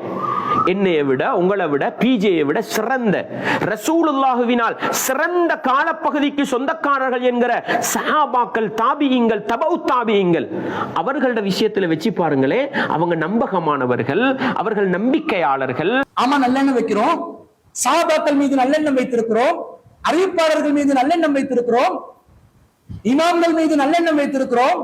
நல்லெண்ணம் வைக்கலன்னு சொன்னோமா? நாங்க அவர்களை வேணான்னு மறுக்கலையே. இமாம்கள் யாருமே தேவையில்லை, அவசியம் இல்லைன்னு நாங்க நிராகரிக்கலையே. அவர்களுடைய விஷயத்தில் சரியான வாதங்களை, ஆதாரங்களை நாங்கள் ஏற்றுக்கொள்வோம். இதை நீங்க பற்றி யாருக்கு சொல்லணும் தெரியுமா? நல்லெண்ணம் வைங்கன்னு ஹதீஸ்களை முற்றிலும் முழுதாக மறுக்கிறார்களே அஹ்லுல் குர்ஆன், அவர்களிடம் போய் சொல்லுங்கள். எங்களிடம் இதை சொல்ல வரக்கூடாது. எல்லா ஹதீஸும் நாங்கள் குர்ஆனுக்கு முரண் என்று மறுத்துக் கொண்டிருக்கிறோமா? விரல் விட்டு எண்ணக்கூடிய சில ஹதீசுகள் குர்ஆனுடைய அடிப்படை கருத்துக்கு முரணா வர்றதுனால, இதை ஏற்று நடைமுறைப்படுத்த முடியாததுனால இதை நிராகரிக்க வேண்டும் என்று சொன்னால், மொத்த ஹதீசுகளை நிராகரித்ததை போன்று, அஹ்லுல் குர்ஆன் கொள்கையை சேர்ந்தவர்களை போன்று நீங்கள் மக்கள் மத்தியிலே ஒரு விசித்திரமான தோற்றத்தை உருவாக்க பார்க்கிறீர்கள். நாங்கள் ஹதீசுகளை ஏற்றுக்கொள்பவர்கள். இன்னும் சொல்ல போனால் அறிஞர் பிஜி அவர்கள் அல் குர்ஆன் மூலமாகவே ஆதாரப்பூர்வமான ஹதீசுகளை ஏற்க வேண்டும் என்று நிலைநிறுத்தியவர். அல் குர்ஆன் அவர்களுடைய அனைத்து கேள்விகளுக்கும் அவருடைய தர்ஜுமாவிலே பதில் இருக்கின்றது. அல் குர்ஆனை சேர்ந்தவர்கள் குர்ஆன் மட்டும் போதும் என்று கூறுபவர்களுக்கு அறிஞர் பிஜி அவர்கள் கேட்ட கேள்விகளுக்கு இன்னும் பதில் இல்லை. அந்த அளவுக்கு ஸ்தம்பிச்சு போய் நிற்கிற அளவுக்கு குர்ஆனை வைத்து சுன்னாவை நிலைநிறுத்தியவர் அறிஞர் பிஜி அவர்கள். அந்த நிலைப்பாட்டை ஆதரிக்கக்கூடிய நம்மிடம் சஹாபாக்கள் மீது நல்லெண்ணம் வைங்க. யாரு நல்லெண்ணம் வைக்கல? சஹாபாக்களுடைய தியாகங்களை நாங்கள் மதிக்கின்றோம். இந்த சமூகத்தில் நேர்மையானவர்கள் என்று மதிக்கின்றோம். அவர்கள் நம்பகமானவர்கள் என்று ஏற்றுக்கொள்கிறோம். ஆனால் மனிதர்கள் என்ற வகையில் அவர்களிடம் தவறு நிகழுமா இல்லையா? இதுதான் நம்முடைய வாதம். மனிதர்கள் என்ற வகையில் அவர்கள் சொல்லக்கூடிய செய்திகள்ல பிழைகள் வருமா இல்லையா? இதுதான் நம்முடைய கேள்வி. இந்த கேள்விக்கு நீங்க பதிலளிக்காம சஹாபாக்களை அல்லாஹ்வுடைய இடத்துக்கு கொண்டு போய் வைக்கிறீங்க, இமாம்களை அல்லாஹ்வுடைய இடத்துக்கு கொண்டு போய் வைக்கிறீங்க, அறிவிப்பாளர்கள் அல்லாஹ்வுடைய இடத்துக்கு கொண்டு போய் வைக்கிறீங்க. அல்லாஹ்வும் அல்லாஹ்வுடைய ரசூலும் இழிவானாலும் பரவாயில்லை, இந்த இஸ்லாமிய கொள்கை இழிவானாலும் பரவாயில்லை, சஹாபாக்களுடைய நம்பகத்தன்மையை பாதுகாக்க வேண்டும், அறிவிப்பாளர்களுடைய நம்பகத்தன்மையை பாதுகாக்க வேண்டும், இமாம்களுடைய நம்பகத்தன்மையை பாதுகாக்க வேண்டும் என்று குர்ஆனுக்கும் ஹதீஸுக்கும் எதிராக இமாம்களையும் அறிவிப்பாளர்களையும் சஹாபாக்களையும் தக்லீத் செய்பவர்கள் நீங்கள் சலப்பு தக்லீதுகள், நீங்கள் சலப்புகளை தக்லீத் செய்பவர்கள். நாங்கள் சலப்புகளாக இருந்தாலும் ஹலப்புகளாக இருந்தாலும் யாரிடம் இருந்து எந்த செய்தி வந்தாலும் சரியான செய்தியை ஒருவர் சொல்வாரேயானால், ஆதாரத்துடன் சொல்வாரேயானால், தகுந்த வாதங்களை முன்வைத்து சொல்வாரேயானால் அதை ஏற்றுக்கொள்ளக்கூடிய பரந்த விரிந்த மனோநிலையில் இருப்பவர்கள். நீங்க எங்களுக்கு சஹாபாக்கள் மீது நல்லெண்ணம் வச்சதுனாலதான் ஹதீஸ்களை எல்லாம் ஏற்றுக்கொண்டிருக்கிறோம். நீங்க என்ன நல்லெண்ணம் வச்சீங்க? உங்களுடைய நிலைப்பாடு அல்லாஹ் மீது கெட்ட எண்ணம் ஏற்பட்டாலும், அல்லாஹ்வின் தூதர் மீது கெட்ட எண்ணம் ஏற்பட்டாலும், நபி தோழியர்கள் மீது கெட்ட எண்ணம் ஏற்பட்டாலும், உம்மத்துல் முஃமினீன்கள் விஷயத்திலே கெட்ட எண்ணம் ஏற்பட்டாலும் அறிவிப்பாளர்கள் நம்பகமானவர்கள் எனவே ஏற்றுக்கொள்ளணும். இது எவ்வளவு பெரிய ஒரு சுத்த வழிகேடு, இது எவ்வளவு பெரிய ஒரு தக்லீது, இது எவ்வளவு பெரிய ஒரு பாரதூரமான வழிகேட்ட நோக்கி எங்களை கொண்டு போகுது. சிந்திக்க வேண்டாமா? இப்படியே போய் உங்களோட நிலை எப்படி மாறிடுச்சு தெரியுமா? சூஃபிசத்தை ஆதரிக்கக்கூடிய நிலைக்கு நீங்கள் மாறிவிட்டீர்கள். இலங்கை சலஃபு உலமாக்கள் மதஹபுகளை ஆதரிக்கக்கூடிய நிலைக்கு நீங்கள் மாறிவிட்டீர்கள். தரீகாக்களை ஆதரிக்கக்கூடிய நிலைக்கு நீங்கள் மாறிவிட்டீர்கள். உங்களுடைய இந்த சலஃபு தக்லீத் உங்களை எந்த அளவுக்கு திசை திருப்பி இருக்குதுன்னு பாருங்க. அகில இலங்கை ஜம்மியத்துல் உலமா அவர்கள் 2022ஆம் ஆண்டு அவர்களுடைய மன்ஹஜை வெளியிட்டார்கள். இதுதான் ஜம்மியத்துல் உலமாவின் கொள்கை கோட்பாடு என்பதை வெளியிட்டார்கள். அதிலே அவர்கள் என்னென்னலாம் குறிப்பிட்டாங்க தெரியுமா? 15வது சரித்திலே மதுஹபுகளை பற்றி பேசுகிறார்கள். என்ன பேசுகிறார்கள்?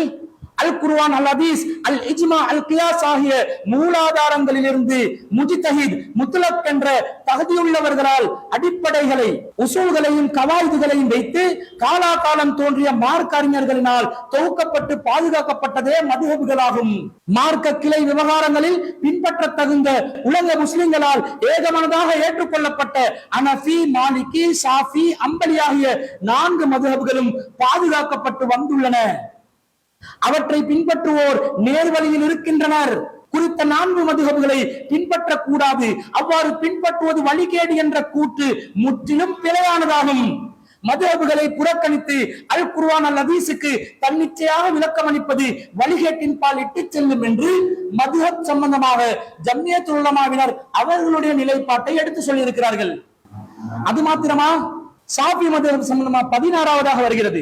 அன்றாட வணக்க செயற்பாட்டு விவகாரங்களில் ஆரம்ப காலம் தொட்டு ஒன்றுக்கு மேற்பட்ட கருத்துக்கள் இயல்பாக காணப்படுகின்றன. இலங்கையில் அன்று முதல் இன்று வரை பெரும்பான்மை முஸ்லிம்கள் ஷாஃபி மதுஹபை பின்பற்றியவர்களாகவே இருந்து வந்துள்ளனர். அவ்வாறே அகில இலங்கை ஜம்மியத்துல் உலமாவின் மார்க்க தீர்ப்புகளும் ஃபத்வாக்களும் வழிகாட்டல்களும் ஷாஃபி மதுஹபை அடிப்படையாக கொண்டவையாகவே அமையப்பெற்று வருகின்றன என்று 16.1 சருத்துல போட்டிருக்கிறாங்க. அதே போன்று ஜியாரத் குபூர், அடக்கஸ்தலங்களை தரிசித்தல், அடக்கஸ்தலங்களை தரிசிப்பது சுன்னத்தாகும். அது மரணத்தையும் மறுமை வாழ்வையும் நினைவூட்டுகிறது. ஜியாரங்கள் எமது நல்லடியார்கள் அடக்கம் செய்யப்பட்டுள்ள இடங்களாகும். இவற்றை பாதுகாப்பது எமது பொறுப்பாகும். அவ்வகையில் மார்க்க வழிகாட்டல்களுக்கு அமைய ஜியாரங்களுக்கு சென்று வருவது ஏனைய அடக்கஸ்தலங்களுக்கு சென்று வருவது போன்றதொரு சுன்னத்தாகும். அடுத்ததாக 22 சொல்றாங்க, வழி தவறிய சிந்தனைகள் என்று ஒரு பட்டியல் போடுறாங்க. அதுல என்ன போடுறாங்க? மதுஹபுகளை புறக்கணிப்பதோடு அவற்றை பின்பற்றுவதை வழிகேடாக கருதுவதும் வழி தவறிய சிந்தனை என்று போட்டுள்ளார்கள். இதுல நானும் இந்த மன்ஹஜில சேர்ந்தவர்கள் என்று சலஃபு உலமாக்கள்ல யார் யாரெல்லாம் போட்டிருக்கிறாங்க? அஷேக் SHM இஸ்மாயில் சலஃபி அவர்கள், ஜமாத்துல் அன்சார் சுன்னத்துல் முஹம்மதியாவினுடைய முக்கிய பிரச்சாரகர், உண்மை உதயம் ஆசிரியராக இருந்தவர், கௌரவ ஃபத்வா குழு உறுப்பினர். அவர் ஜம்மியத் உலமாவின் கௌரவ ஃபத்வா குழு உறுப்பினர் வேற. அவர் ஃபத்வா கொடுத்தா ஷாஃபி மதுஹப் தான் ஃபத்வா கொடுப்பாராம். மதுஹபுகளை பின்பற்றுவது வழிகேடு என்று சொன்னால் அது வழிகேடு என்ற வழி தவறிய சிந்தனை என்று அவர் சொல்வாராம். மதுஹபுகளை பின்பற்றுவது நேர்வழி என்று சொல்வாராம். உங்களுடைய இந்த சலஃபு தக்லீது எந்த அளவுக்கு உங்களை கொண்டு போய் விட்டு இருக்குது, என்ன நிலைமைக்கு போச்சுன்னு பாத்தீங்களா? அடுத்ததாக 27வதாக கலாநிதி அஷேக் MLM முபாரக் அவர்கள், கௌரவ நிறைவேற்று குழு மற்றும் ஃபத்வா குழு உறுப்பினர். அவரும் ஃபத்வா குழு உறுப்பினர், அகில இலங்கை ஜம்மியத் உலமாவின். முபாரக் மதனி அவர்கள், மதனிமார்களோட லட்சணங்கள் புரிகிறதா? அவர் இப்ப எல்லாமே பகிரங்கமாவே கூட்டுதுவா எல்லாம் ஆர்த்தரிக்கிற அளவுக்கு போறாரு. இந்த ஃபத்வா குழு உறுப்பினர் ஷாஃபி மதுஹப் அடிப்படைதான் ஃபத்வா கொடுப்பாராம். மதுஹபை பின்பற்றுவது நேர்வழி என்பாராம். மதுஹபை பின்பற்றுவது வழிகேடு என்று சொல்வது வழி தவறிய சிந்தனை என்று அறிவிப்பாராம். சியாரங்களை தரிசிப்பது சுன்னத் என்பாராம். ஜியாரங்களை தரிசிப்பதும் ஏனைய அடக்க ஸ்தலங்களை போய் தரிசித்து வருவதை போன்று ஒரு சுன்னத்தாகும் என்று அகில இலங்கை ஜம்மியத் உலமா மன்ஹஜ் வெளியிட்டு இருக்கிறாங்க. அதுல சலஃபு உலமாக்கள் சேர்ந்து ஒத்து ஊதி ஆதரித்து நாங்களும் இந்த மன்ஹஜை சேர்ந்தவர்கள் தான் என்று பிரகடனப்படுத்தி இருக்கிறார்கள். அப்ப ஜியாரங்களுக்கு போய் வரது சுன்னத் என்றது சலஃபுகளுடைய கொள்கையாக அறிவித்திருக்கிறார்களே, உங்களுடைய சலஃபு தக்லீத் எங்க போயிடுச்சு? நீங்க இமாம்கள் மீது நல்லெண்ணம் வைக்கணும் என்று போய் உங்களை தக்லீத், உங்களை வழிகேட்டுல போய் உட்கார வச்சிருக்குதா இல்லையா? இன்னும் பலரும் இருக்கிறாங்க. தேவையான முக்கியமான 2 பேரை சொன்னேன். அப்ப இந்த மாதிரி சலஃபு சிந்தனை இமாம்களை தக்லீத் செய்யக்கூடிய சலஃபு தக்லீத் சிந்தனையாக இருக்கிறதே தவிர நீங்கள் குர்ஆன் ஹதீஸை விளங்குபவர்கள் அல்ல, குர்ஆன் ஹதீஸை நேசிப்பவர்கள் அல்ல, குர்ஆன் ஹதீஸிலிருந்து மார்க்கத்தை அணுகுபவர்கள் அல்ல. இதை தெல்ல தெளிவாக இந்த செய்திகளூடாக நாங்கள் நிரூபித்திருக்கிறோம். இதுக்கெல்லாம் பதில் சொல்ல மாட்டீங்க, இதுக்கெல்லாம் கூட வாய் திறக்காது, தெரியும். எதை தூக்கி பிடிப்பீங்க பாருங்க. வதிவிட பயிற்சியில பெண்களை வச்சு தொழுகை பயிற்சி நடத்துறாங்க. இளம் ஆண்களுக்கு முன்னாடி இது கூடுமா? அப்துல் ராசிக் பெண்களை குனிய வைத்து ரசிக்கிறார், சலஃபுகள் பரப்புகிறார்கள். இது அவதூறு இல்லையா? ஒரு மாணவியை வைத்து தொழுகை பயிற்சியை செய்து காட்டினால் அது பெண்களை குனிய வைத்து ரசிப்பதை போன்றும் அந்த பெண்களை ரசிப்பதற்காக செய்த ஏற்பாட்டை போன்றும் சலஃபு உலமாக்கள் பரப்புகிறீர்களே, உங்களுக்கு மனசாட்சி இல்லையா? நாங்க என்ன சொன்னோம்? உங்களுடைய பார்வையில் கோளாறு, தொழுகையை நீங்க எப்படி பார்ப்பீங்களா? உங்களுடைய சிந்தனையில கோளாறு, தொழுகை பயிற்சி இப்படிதான் யோசிப்பீங்களா என்று கேட்டா உடனே இவர் வந்து விட்டார் முர்ஷித் அப்பாசி அவர்கள்.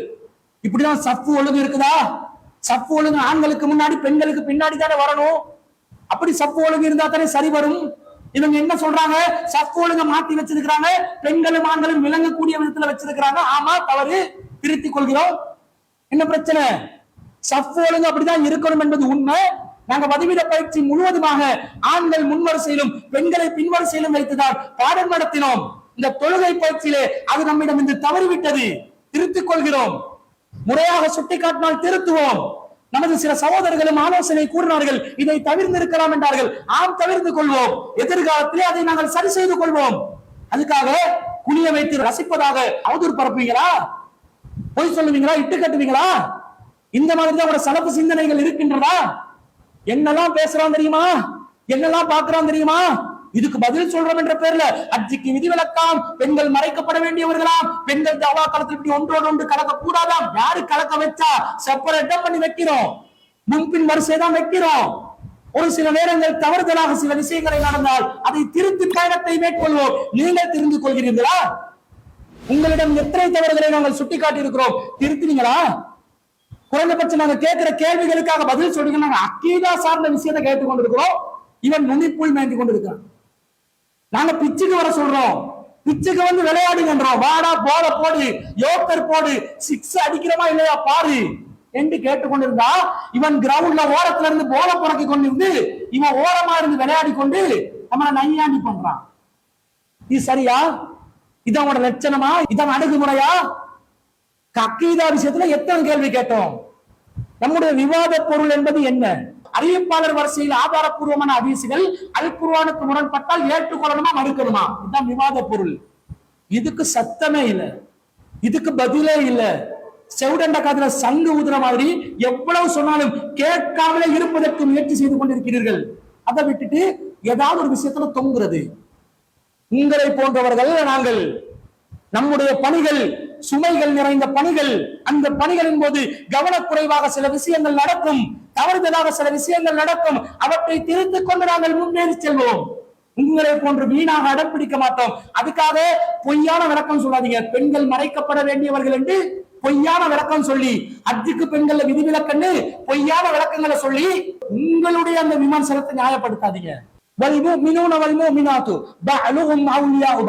மூமினான ஆண்களும் பெண்களும் ஒருவர் மற்றவருக்கு உற்ற தோழர்கள். நன்மையை ஏவுவார்கள், தீமையை தடுப்பார்கள். தொழுகையை நிலைநாட்டுவார்கள். இது போன்ற காரியங்களில் மூமினான ஆண்களும் பெண்களும் ஒருவருக்கு ஒருவர் உற்ற நண்பர்கள். அந்த வகையில் ஆண்களும் பெண்களும் கலப்படம் இல்லாமல் அவரவர்களுக்குரிய பாதுகாப்பான விதத்திலே தாவா பணியில் ஒத்துழைத்துக் கொண்டிருப்போம். இதை விட்டுட்டு இங்க பெண்களை கொண்டு வந்து களியாட்டம் நடத்தின மாதிரி ஒரு விகாரமாக ஒரு செய்தியை சித்தரிப்பதற்கு உங்களுடைய மனசாட்சி எப்படி உங்களுக்கு இடம் கொடுத்தது? எனவே இந்த மாதிரி திசை திருப்புற வேலையை செய்யாம விஷயத்துக்கு வாங்க, விவாதத்துக்கு வாங்க, ஒரு முடிவு கட்டுவோம். இன்னும் காலம் தாமதம் இல்லை. எவ்வளவுதான் உங்களை அழைக்கிறது? ஏன்டா திருப்பி திருப்பி அழைக்கிறீங்க? விட்டுங்கடா என்று நீங்க ஓடினாலும் நாங்கள் விடுவதாக இல்லை. பொதுமக்களே, சலப்புகளை சார்ந்தவர்களே, நீங்கள் நன்றாக அவதானியுங்கள். நாம் என்ன வாதத்தை சொல்லிக் கொண்டிருக்கிறோம், நாம் என்ன கேள்விகளை கேட்கிறோம், நாம் என்ன விஷயத்தை முன்வைத்துக் கொண்டிருக்கிறோம், அவர்கள் தரப்பிலிருந்து அவர்கள் சொல்லக்கூடிய பதில்கள் என்ன, எப்படி திசை திருப்புகிறார்கள், எப்படி சமூக வலைத்தளங்களில் எந்த மாதிரி நாகரீகமற்ற முறையில் நடந்து கொள்கிறார்கள். கேட்டா இவர்களுக்கு அழகிய விவாதம் தெரியாது என்று பொய்யாக சொல்வார்கள். அவர்கள்தான் முற்றிலும் முழுதாக நாகரீகமற்ற செயல்களில் ஈடுபட்டுக் கொண்டிருக்கிறார்கள். இதெல்லாம் கவனிங்க. நாங்க சொல்ற செய்தியில உறுதியாக நிற்கிறோம், வாதத்திற்கு தயாராக இருக்கிறோம், களத்தில் சந்தித்து எதிர்வாதம் புரிவதற்கு நாங்கள் ஆயத்தமாக இருக்கிறோம். எதிர்த்தரப்பு வருதில்லை, உங்க தரப்பு வருதில்லை, சலப்புகள் யாரும் முன் வருவதாக தெரியவில்லை. இதை விட்டுட்டு திசை திருப்புறது. எப்படி வழிகேடர்கள் அந்த காலத்திலே எதை தௌஹீத்வாதிகள் சொன்னாலும் அதை தவறாக சித்தரித்துக் கொண்டிருந்தார்களோ, சலவாத்து சொல்ல வேணாம் என்றாங்க, இமாம்களை திட்டுறாங்க, சஹாபாக்களை நையாண்டி பண்றாங்க, இவங்க அப்படிப்பட்டவங்க, யூதர்கள் கிட்ட காசு வருது, இவங்க இந்த மாதிரி பண்றாங்க, அந்த மாதிரி பண்றாங்க என்று சம்பந்தம் இல்லாததெல்லாம் கோர்த்து கோர்த்து மக்களை திசை திருப்பி கொண்டிருந்தார்களோ, அதே வேலையை அதே பாணியில அதே தொழில இவர்கள் செய்கிறார்களா இல்லையா? சிந்தித்து பாருங்க. இவர்கள் வழிகேடர்கள் என்று விளங்குதா இல்லையா? அந்த வழிகேடர்கள் எதை செய்தார்களோ அதை அப்படியே இவர்கள் செய்து கொண்டிருக்கிறார்கள். தௌஹீத்வாதிகள் எப்போதும் வாதத்திற்கு பின்வாங்க மாட்டார்கள், விவாத களங்களுக்கு பின்வாங்க மாட்டார்கள். இதோ அதே தௌஹீத் சிந்தனையில் 40 ஆண்டு காலமாக எந்த தௌஹீதை மக்கள் மன்றத்திலே நாங்கள் முன்வைத்துக் கொண்டு வந்தோமோ அதே தௌஹீத்வாதிகளாக உங்களை நாங்கள் மீண்டும் ஒரு முறை விவாதத்திற்கு அழைக்கிறோம். நாங்கள் சொல்வது சத்தியம், ஆதாரப்பூர்வமான ஹதீஸ்களை நாங்கள் ஏற்றுக்கொள்கிறோம். நம்பகமான அறிவிப்பாளர்கள் வரிசை இருந்தால் ஏற்றுக்கொள்வோம். ஆனால் ஒரு சில செய்திகள் அல் குர்ஆனுக்கு முரண்பட்டதாக இருந்தால், இஸ்லாமிய அடிப்படை சிந்தனைக்கு முரண்பட்டதாக இருந்தால், அல் குர்ஆனுடைய அகீதாக்கு கொள்கை கோட்பாடுகளுக்கு முரண்பட்டதாக இருந்தால் அந்த செய்திகளை நிராகரிக்க வேண்டும் என்று சொல்கிறோம். காரணம், அல் குர்ஆனுடைய கண்ணியத்தை பாதுகாக்க வேண்டும், அல்லாஹ்வின் தூதருடைய கண்ணியத்தை பாதுகாக்க வேண்டும், இஸ்லாத்தின் கண்ணியத்தை பாதுகாக்க வேண்டும், அல் குர்ஆனுடைய கொள்கை கோட்பாடுகளை பாதுகாக்க வேண்டும் என்பதற்காகவே தவிர ஹதீஸ்களை மறுக்க வேண்டும் என்பதற்காக அல்ல. உங்களை விட ஹதீஸ்களுக்கு உயிரோட்டமாக குரல் எழுப்பிக் கொண்டிருக்கக்கூடியவர்கள் நாங்கள். ஹதீஸ்களை பாதுகாக்கிறோம் என்று சொல்லி ஒரு புறம் ஜியார வழிபாடுகளை ஆதரித்துக் கொண்டு மறுபுறம் நாங்கள் ஹதீஸ்களை பாதுகாக்கிறோம் என்று சொல்லுகின்ற உங்களை போன்றவர்கள் அல்ல நாங்கள். எதை நாங்கள் கொள்கையாக பிரகடனப்படுத்துகிறோமோ அந்த கொள்கையை நம்முடைய வாழ்விலும் அதே வசல் வடிவத்திலே அமுல்படுத்த வேண்டும் என்று நினைக்கின்றோம். ஹதீஸை பாதுகாப்பதாக ஒரு மாயையை ஏற்படுத்தி மக்களை திசை திருப்பிக் கொண்டு எந்த ஹதீஸ்களை நீங்கள் ஏற்றுக்கொண்டிருக்கிறீர்களோ அந்த ஹதீஸ்களை நடைமுறைப்படுத்துவதற்கு முடியாதவர்களாக, அதிலே உஸ்வத்துல் ஹஸனாவை வெளிப்படுத்த முடியாதவர்களாக நீங்கள் மக்கள் மன்றத்திலே நடித்துக் கொண்டிருக்கிறீர்கள். இந்த சலஃபுகள், இதை பொதுமக்களாகிய நீங்கள் நன்றாக உணருங்கள். சலஃபுகள் செய்யக்கூடிய இந்த அபலத்தை, இந்த நாடகத்தை, இந்த ஏமாற்றத்தை, இந்த பூச்சாண்டித்தனத்தை எதுவென்று நீங்கள் நன்றாக கவனித்து அவர்களுடைய வழி சரியா, நாம் அழைக்கும் வழி சரியா என்பதை சிந்தித்து பார்க்குமாறு பொதுமக்களுக்கு அன்பாக கூறிக்கொண்டு விடை பெறுகிறேன். வாஹிரு தாவானா அல்ஹம்துலில்லாஹி ரப்பில் ஆலமீன்.